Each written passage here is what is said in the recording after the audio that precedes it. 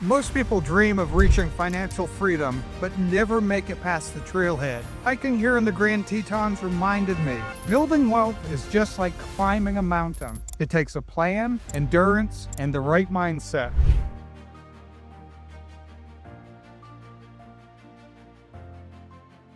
Welcome back to Simply Money. Today I'm going to be paralleling taking a hike up here in the Grand Tetons with building financial success and becoming financially independent. We're going to look at 5 different parallels to what hiking is like versus building wealth. So the first thing is you need to plan your route, like budgeting. Before this hike, I studied the route, packed the essentials, and made sure I knew what I was getting into. Your finances need the same preparation. Here's a tip. A detailed monthly budget is your trail map. Just like hikers check mileage and elevation, check your income and expenses. If you don't know how much you're spending, you could wander off course. In 2019, I met a couple who made over $150K a year, but had no savings because they never tracked where their money went. They didn't have a budget. And just like hiking out here, if you don't have a plan, you can get lost. The second thing you need to remember is small steps equals big summits. The power of daily habits. Climbing a mountain doesn't happen in one leap, neither does building wealth. It's one steady step after another. So the tip on this one is to automate savings and investing, no matter how small the amount. If you invest just $10 a day in the S&P 500 index fund with an 8% average return, you'll have over $180,000 in 20 years. Here's my analogy with this one. Each switchback on this trail might seem small, but it gets me closer to the summit. Just like each paycheck can move you toward financial freedom, one baby step at a time. Start at the beginning to get to the summit. Here's a bonus tip. Always be prepared. Make a hedge against what could happen. When I'm out here in the Tetons, I always carry my bear spray.